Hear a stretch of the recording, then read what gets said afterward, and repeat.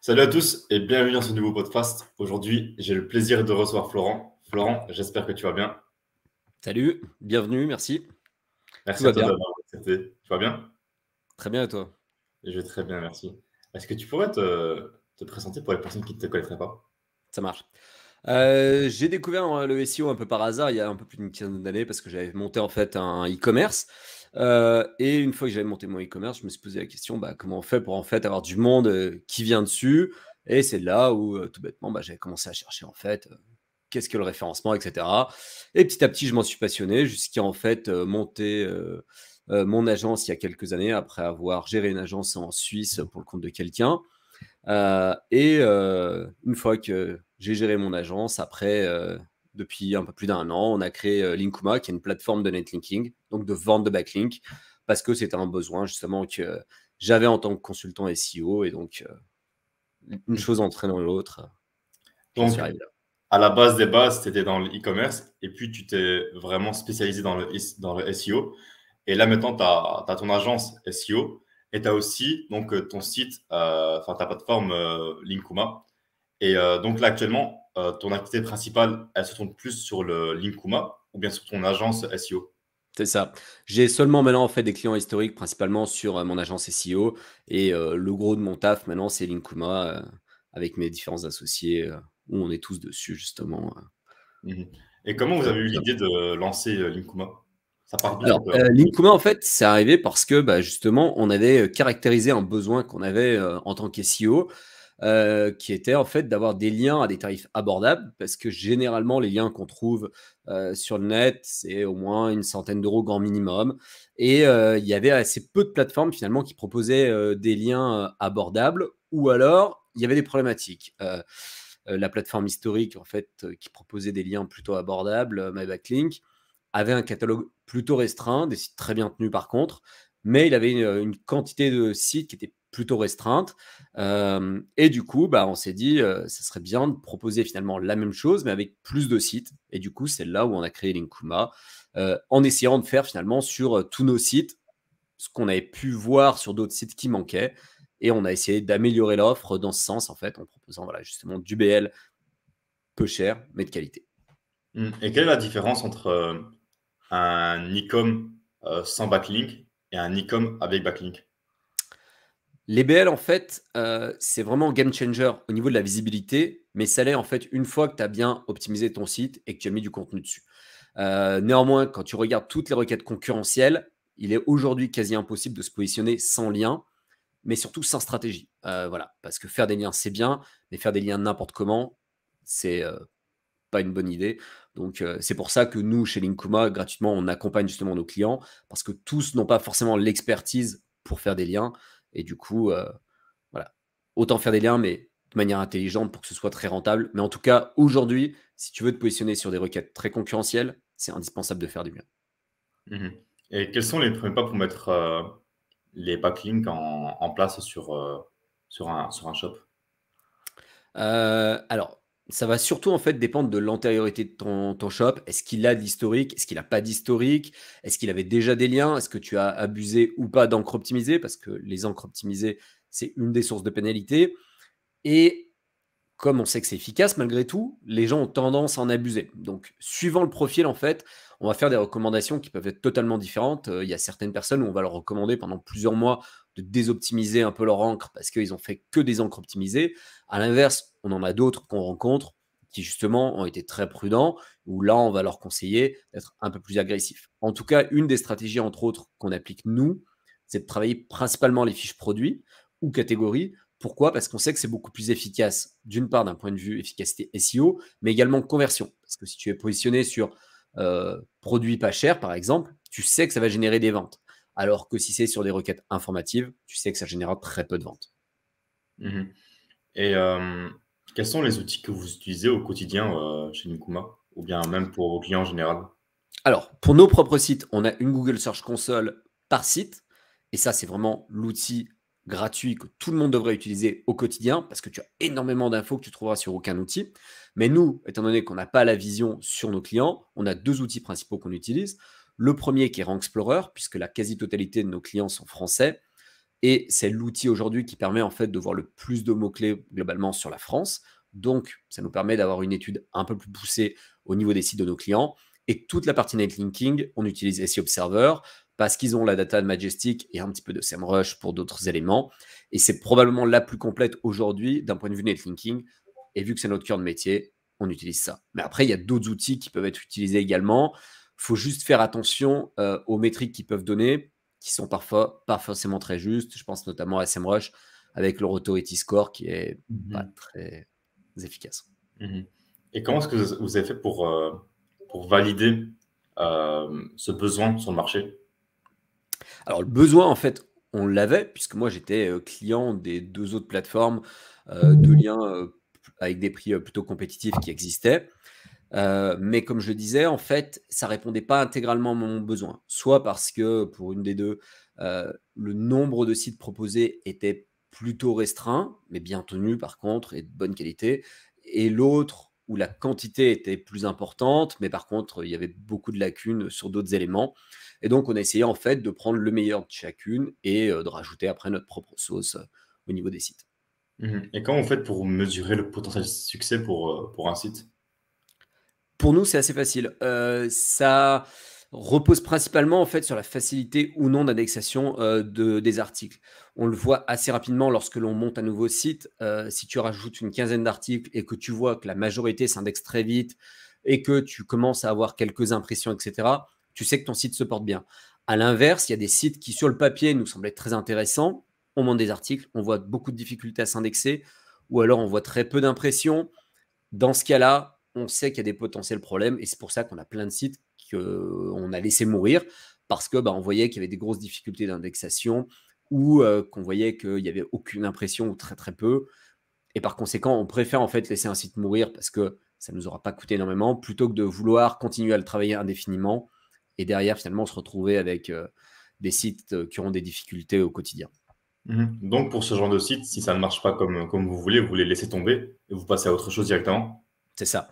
Étant donné qu'on gère quand même un volume conséquent de sites, on ne peut pas se permettre de faire ce que un SEO ferait de manière classique quand tu gères 10 sites. Quand tu gères 10 sites, tu peux t'acharner sur un site pour essayer de comprendre pourquoi ça ne va pas, qu'est-ce qu'il y a comme erreur, Mhm. essayer de réoptimiser tes articles, etc. Nous, on ne peut pas se permettre ça parce que, étant donné qu'on a plusieurs milliers de sites, forcément, euh, bah, tu es obligé de faire en sorte d'avoir un process très automatisé, ce qui nous permet d'avoir des coûts plutôt bas.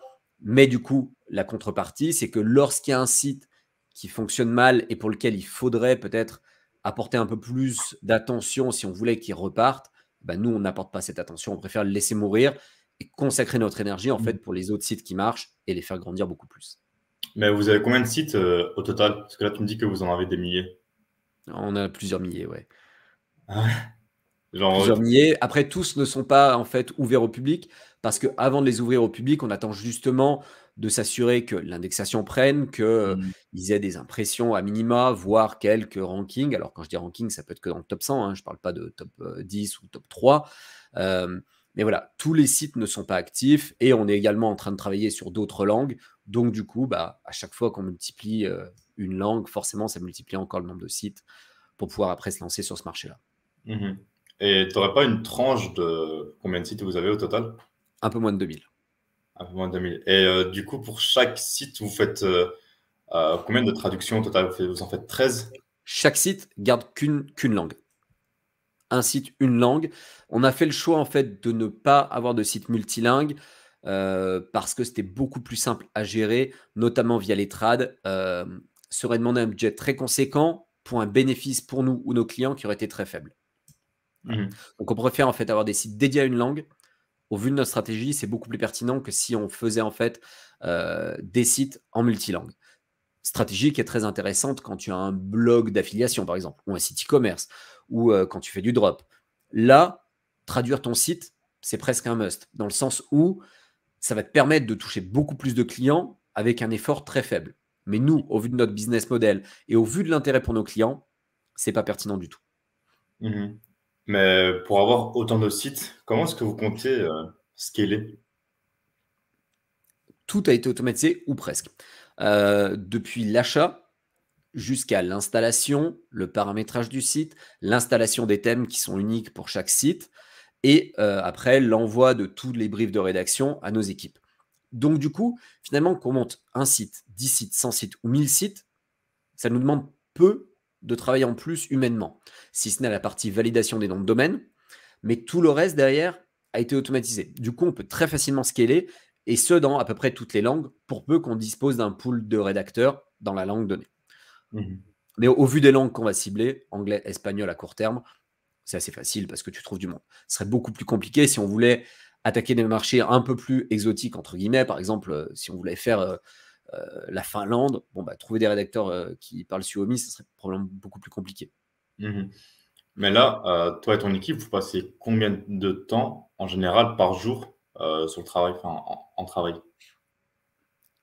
Encore minimum une quinzaine d'heures, mais après, c'est parce qu'on aime ce qu'on fait.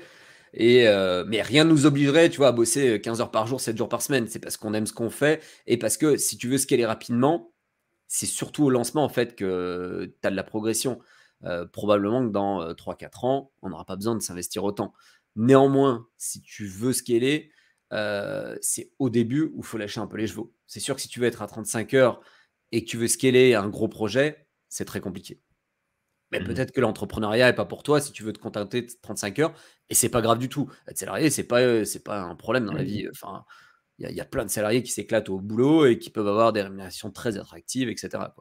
C'est juste que tout le monde n'est pas fait pour tous les jobs. Donc, Ouais, non, bien sûr, tu as raison. C'est vrai que pour certaines personnes, 35 heures, c'est largement suffisant, mais ils savent pas ce que c'est vraiment le travail d'un entrepreneur de travailler pendant 15 heures par jour sans s'arrêter, parfois pour rien, parfois pour 0 €. Et après, voilà, c'est une question de mentalité aussi. tout le monde n'est pas fait pour tous les métiers. Tu as des personnes qui ont plutôt une mentalité d'entrepreneur qui seront plutôt malheureux en salarié et vice-versa. Tu as des personnes qui sont très bons salariés et qui seraient probablement pas très bons entrepreneurs. Mais de la même manière qu'un entrepreneur n'a pas que des succès, loin de là. Ah, c'est vrai. Souvent, les gens voient la réussite, mais ne voient pas tout ce qu'il y a eu avant ou tous les échecs qui ont permis d'arriver à cette réussite. Et c'est quoi la suite pour Linkuma? La suite pour Linkuma, c'est de continuer en fait à progresser déjà sur la France, parce qu'on a encore plein de personnes qui ne nous connaissent pas aujourd'hui.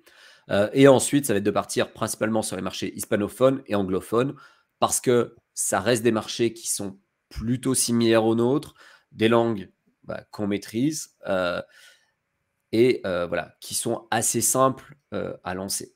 Il y a d'autres marchés qui pourraient être intéressants, typiquement l'Allemagne, mais les mentalités par rapport au netlinking sont diamétralement opposées par rapport à chez nous. Donc typiquement, ça va être beaucoup plus compliqué de se lancer là-dessus.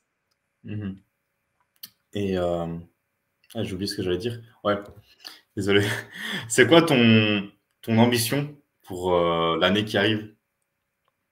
Notre ambition, ça va être justement de réussir à s'internationaliser parce que sur la France, ça se passe plutôt bien, nos clients sont satisfaits, nos process sont rodés. Passer sur d'autres langues, ça va nous impliquer d'une manière différente dans le sens où typiquement les clients, ça va être beaucoup plus compliqué de les gérer en direct comme on fait actuellement sur la France parce qu'on fait beaucoup d'accompagnement, principalement Mohamed et moi-même. Et lorsqu'on va scaler sur d'autres langues, ça va être beaucoup plus compliqué de tout faire ensemble. Donc, il va falloir trouver des équipes qui vont pouvoir gérer ces parties. Et ça va impliquer notamment une partie expertise qu'il va falloir réussir à trouver, mais également management, etc. Donc, ça va être un peu le challenge de l'année 2 de Linkuma. Et ton objectif personnel? Continuer à faire grandir Linkuma pour que justement la boîte scale justement grâce à l'internationalisation, entre autres. Ok. Où est-ce qu'on pourrait te trouver sur le réseau? Principalement sur Twitter, et c'est à peu près le seul réseau social où je suis, mais de manière très sporadique. Mon tweetos, ça doit être Florent_SEO. Ok. Donc ça, dans tous les cas, je mettrai ça en description. Je mettrai aussi en description le lien de Linkuma pour toutes les personnes intéressées par le netlinking ou bien acheter des backlinks simplement. Et aussi, je veux te dire que d'ici 6 à 7 mois, on fera un autre podcast pour voir l'évolution de Linkuma et ton évolution aussi, pour voir si les objectifs ont été atteints ou non. Avec plaisir. Merci à toi, Florent, pour aujourd'hui. On se retrouve bientôt. Merci pour ton interview. Salut, Florent. À bientôt. Du coup, voilà les gars, c'est la fin de ce podcast. J'espère que vous aurez aimé. Si vous avez aimé le monde du SEO, n'hésitez pas à aimer la vidéo, à vous abonner, à commenter, à me suivre sur les réseaux et aussi à suivre Florence sur son Twitter. Et pour toutes les personnes intéressées par acheter des backlinks, vous pouvez aller checker le site Linkuma que je mettrai en description également. N'hésitez pas à vous abonner et on se retrouve pour un prochain podcast. À très bientôt. Salut.